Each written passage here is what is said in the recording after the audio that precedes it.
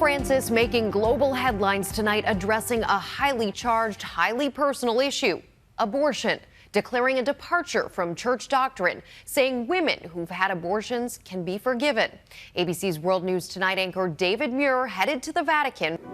On the eve of his historic trip to the United States, Pope Francis is making global headlines when it comes to forgiving women who've had an abortion, declaring today he will allow priests in this upcoming year of mercy to absolve women of the sin of abortion if they repent, in his words, with contrite heart, saying he is aware there are many women who feel they have no choice. I am well aware of the pressure that led them to this decision. I know that it is a moral ordeal. Tonight, the Vatican making it clear forgiveness for abortion does not mean the church condones it. It is still considered a grave sin. The move comes just 24 hours after our exclusive visit to the Vatican, our time with Pope Francis. We quietly waited outside this door, inside the closed walls of the Vatican. Then our walk to the room where he knows we are about to connect him with hundreds of Americans across the country. A virtual papal audience, a conversation with them. He knows our cameras are in 3 cities he won't be able to visit: a school in Chicago, in Los Angeles, and a church in McAllen, Texas, on the U.S.-Mexico border. Su Santidad, es un gran honor estar con usted aquí en el Vaticano, y muchas gracias por su tiempo hoy. We tell him we are honored, and we begin. We are curious if you have a message before your visit to the United States. Un saludo grande. He tells us a big greeting to the Catholic community in the United States and to everyone, all citizens in the U.S. And when 19-year-old Marcus in Los Angeles asks the Pope why his trip to the U.S. is so important, it's a great honor to meet you. Para mí es muy importante. The Pope tells him, for me, it is very important to meet with you all, the citizens of the U.S., who have your history, your culture, your virtues, your joys, your sadness, your problems like everyone else. There were questions and stories of adversity and survival, like that of Rosemary, a single mother in Los Angeles who just moved her 2 daughters out of a shelter and into their first apartment. Thank you, God, for this day. Her daughters struggled with life in the shelter, wishing for a life like other children. 11-year-old Alyssa sharing her story with the Pope. I wish that I can be one of them and just have a father. It's hard for me to hear my daughter tell me these things. She wished that it was different, that we were a family, mom and dad, and we had a house to stay. Pero te digo una cosa.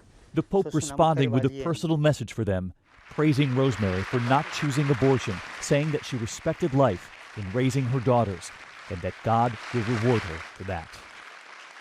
I'm leaving here today with some healing in my heart, that's for sure. The Pope's words to Rosemary came just before he would announce forgiveness for abortion. But there is no change in church doctrine, the Pope remaining firmly against it. His conversation with Americans, an historic first for American television, the Pope hearing from others seeking his counsel, like Valerie, 17 from Chicago, who struggled with a rare skin disorder. Music has always been something I was able to use to escape all the bullying. After her tears, an unexpected request from the Pope, and that request in English. Valerie, I would like to hear you singing. May I ask of you to sing a song for me? We were all unsure if she would sing. Be courageous.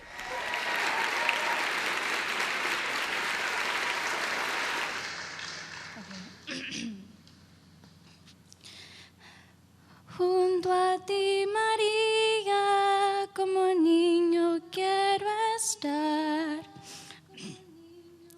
Tómame en tus brazos, guíame en mi caminar. Thank you very much. It's very kind of you. The Pope also hearing stories from students dealing with immigration issues. They informed me that I wasn't able to attend the university of my dreams because I wasn't a United States citizen. And then a surprise publicly praising an American nun and saying of all nuns here in the U.S., I love you very much. Las quiero mucho.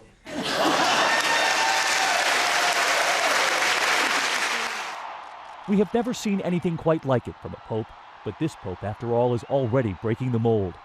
Pope Francis is the first Latin American pope in the church's history, the first Jesuit. Buonasera. An Argentinian priest who became the Archbishop of Buenos Aires. He is immensely popular among Catholic youth, often speaking about battling poverty and offering gestures of openness that have started a new conversation in the church.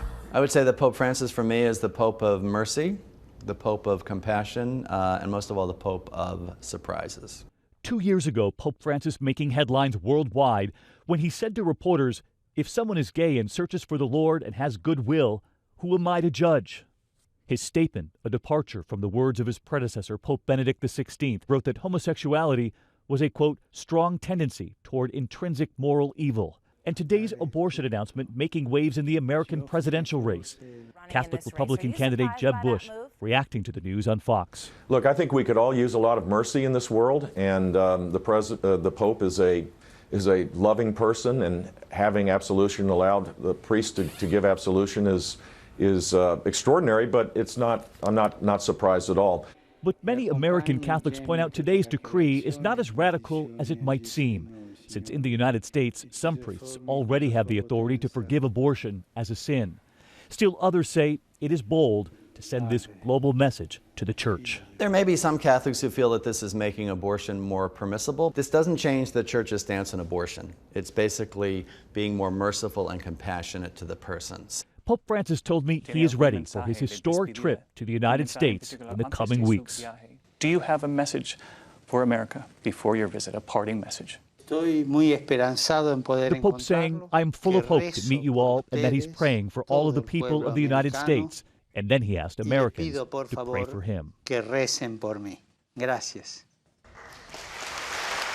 Nightline, I'm David Muir. Don't miss 2020's exclusive special report, Pope Francis and the People, airing Friday at 10 p.m. Eastern right here on ABC.